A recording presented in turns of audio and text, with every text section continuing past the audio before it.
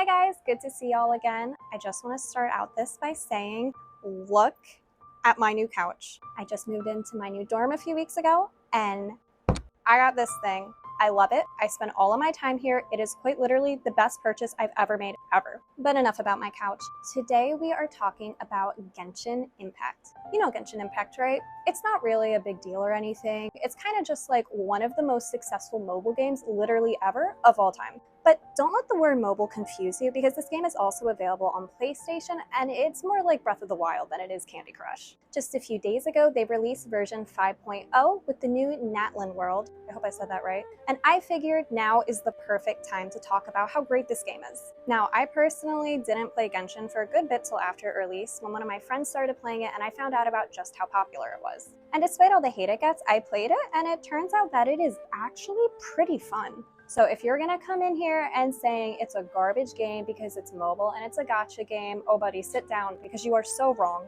So let's talk about the many things that takes us from being a good mobile game to actually being a genuinely great video game. So number one, the gameplay. The gameplay was surprisingly really fun and there's actually a lot of strategy involved in it. There's 7 different elements you can use, which leads to all sorts of unique combinations, as different combinations of different elements lead to different reactions with various effects. There's also a lot of weapons and artifacts with various effects that you can try out, and you can spend so much time building and trying different combinations to see what works for you and your team. Also, I know there's some mixed opinions on the whole rolling for artifact stats thing, but I actually think it's really cool and it gives you more of an incentive to keep playing if you end up with, totally garbage stats. Genshin is also a fully open world game, which I absolutely adore. I love how you can just explore like all of the cities and all of the lands, and you can run inside every single little shop. You can talk to every single NPC, you can do so much, and it's just so breathtaking and so expansive. Honestly, I've played stuff before where I'd get to a city area and I was like, why can't I just run into all the houses and stuff?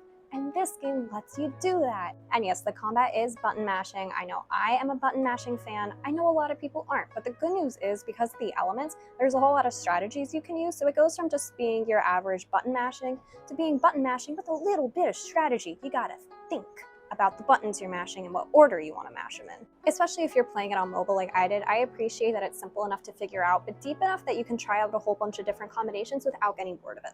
Okay, and can I just talk about the music? As a former orchestra member, I am big in tune to what's up with the music, and the music for this game is genuinely really good. To the point where I was surprised it was as nuanced and complex and just absolutely gorgeous as it was. Each music is themed to each region.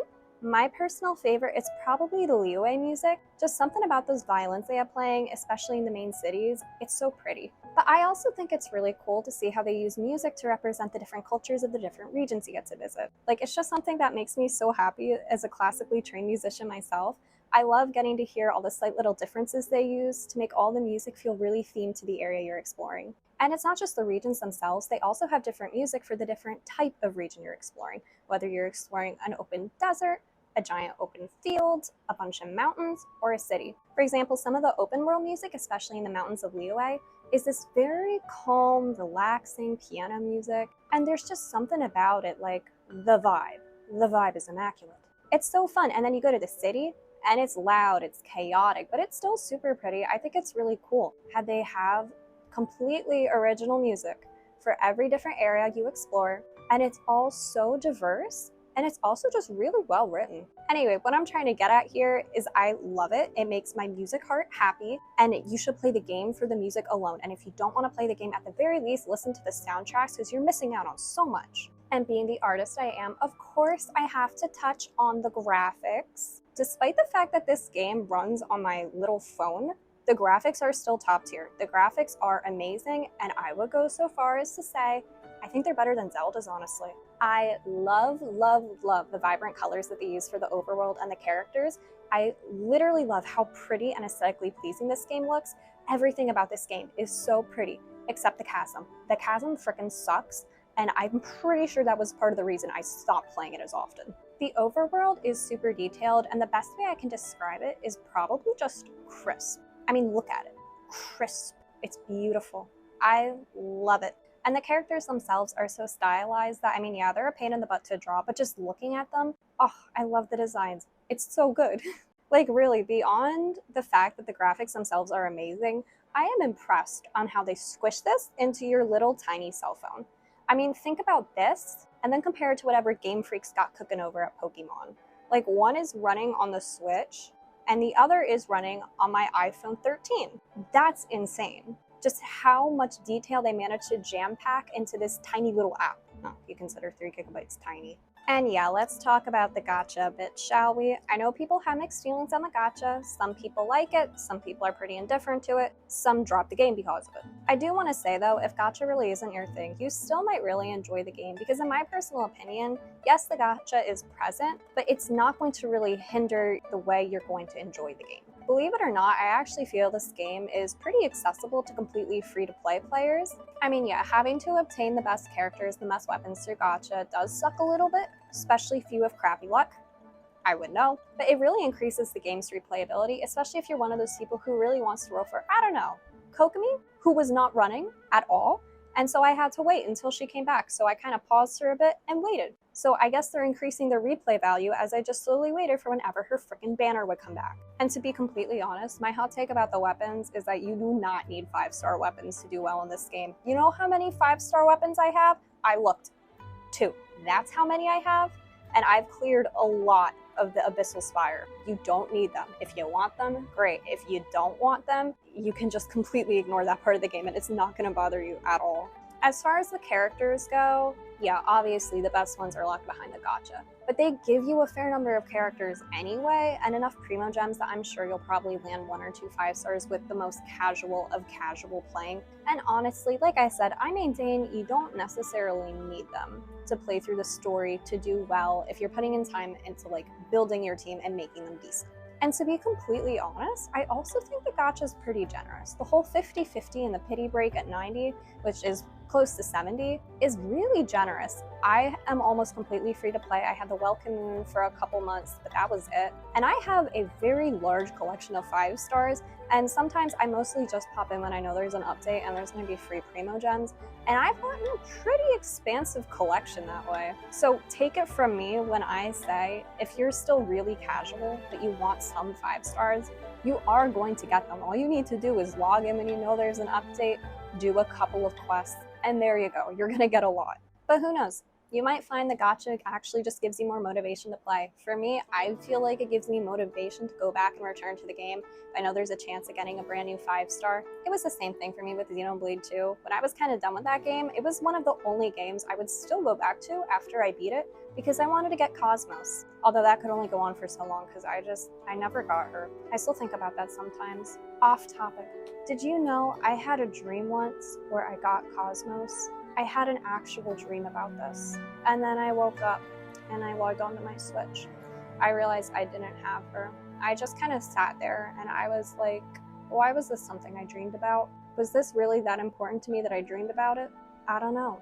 And also, let me just talk about the story. So the story, I'm not going to get into spoilers, but it is way more complex and deep than you would give it credit for. Oh my god, I was really surprised at just how deep and complex and kind of dark this game gets sometimes. Obviously, the main quests are the most exciting part of the game, but there's a lot of side quests and character quests that are actually really fun and really interesting. I mean, their side quests, on the whole, are better than Zelda's. There's also some things that happen in the main and side quests that genuinely shocked me. There was some stuff in there that I was like, surprised they put that through.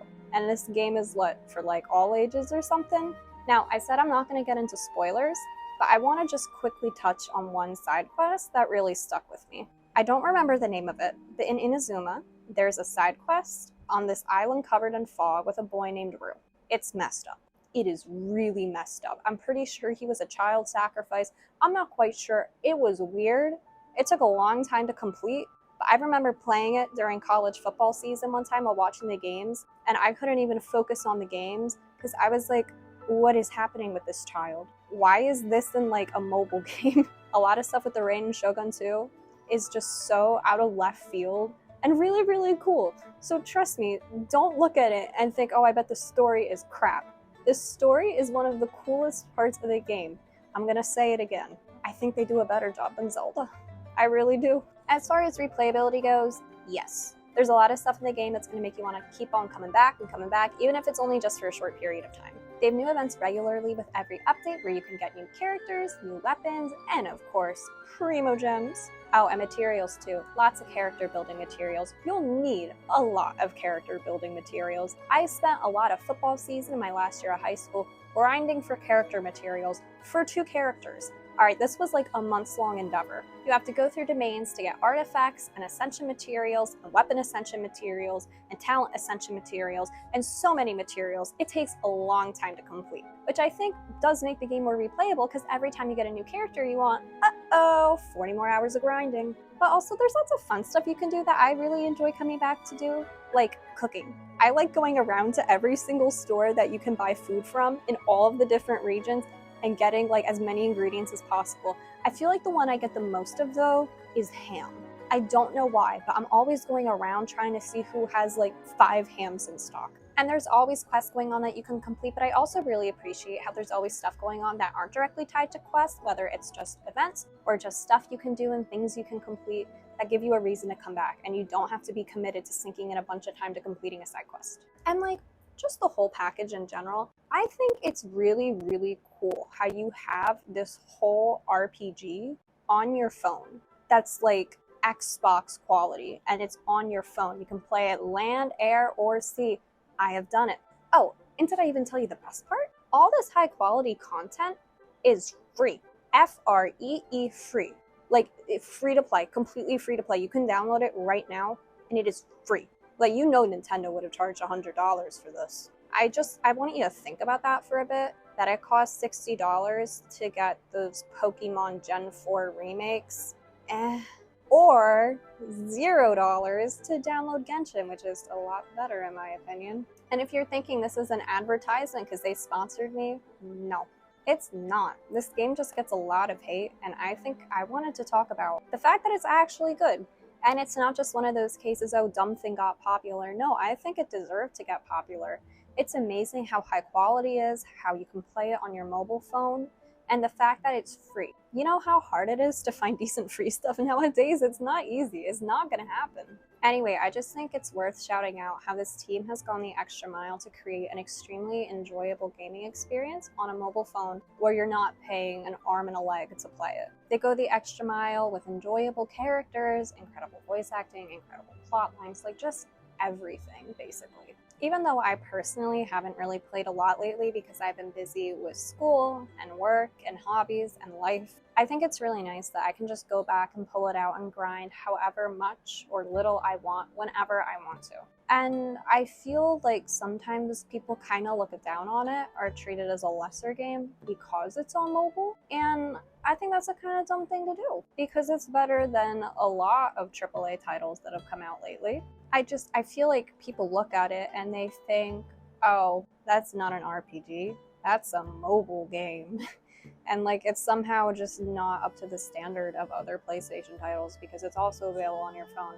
When I think that actually just goes to show how incredibly versatile it is and how well developed it was that it can be accessible through a whole bunch of different formats. Like imagine if the Amazing Spider-Man games or whatever they were, imagine if you could play those on your phone. Right, people will go nuts over that. But I feel like for whatever reason, people just see Genshin as lesser because of its capability to be played cross-platforms, which I think is something that should be celebrated and not kind of looked down on like, ugh, mobile. I don't know, I just don't like that. I mean, my hot take is that it's better than a lot of the stuff Pokemon's putting out right now. But anyway, if you ever go on a trip where you're gonna be on a long plane ride, you're gonna be somewhere without internet, I would really consider just downloading it, giving it a go, because it turns out it's actually really fun and you only need a super duper weak connection in order to play it. I mean, hey, if I can play it on the garbage American Airlines Wi-Fi, you too can play it everywhere. You know, just give it a shot, see if you like it, see if you get sucked in, because you probably will. And if you don't, then hey, just roll a few times and see who you get. But if you've played it, definitely let me know in the comments because I'm always happy to discuss games. If you liked it, if you didn't like it, tell me why. I really like hearing different viewpoints on the stuff I talk about because I don't want a bunch of people echoing what I say. If you hated it, go off. Tell me why you hated it. I want to hear what you have to say, and I love replying to comments like those. But yeah, vote for it for Best Ongoing Game at the Game Awards 2024 because then we get free gems, so please vote for it. Okay, thank you. All right, so now that I'm done with the main portion of this video, I can real quick talk about the fact that my audio sucks. So if you haven't noticed, I got this thing. This is my first time using a microphone because usually the noise cancellation on my editing software is strong enough that I don't have to use it. When I tried using noise cancellation on the last video, I sounded like a robot because I have fans going. So I have a single dorm this year, great. I have no air conditioning this year, not so great. So I have to have fans going nonstop so I don't die. It sucks. You can't see it, but I have a fan right over here right now. I have another fan over here. I usually have a window fan, but I took it out just for this, so you don't have to listen to 3 fans. So I'm giving this a shot and seeing if it works with better audio quality. I did a test run and it did sound a lot better, but you know, I'm not very good with technology. So the odds of it just not being on for all this, they're really high. Actually, I feel like I should check now. Okay, it looks like it's on. I don't know. But yeah, so I'll probably do a longer updates video at some point. I'm just really busy right now. It's been a better start to the school year so far, which is awesome. But this no air conditioning might very well kill me.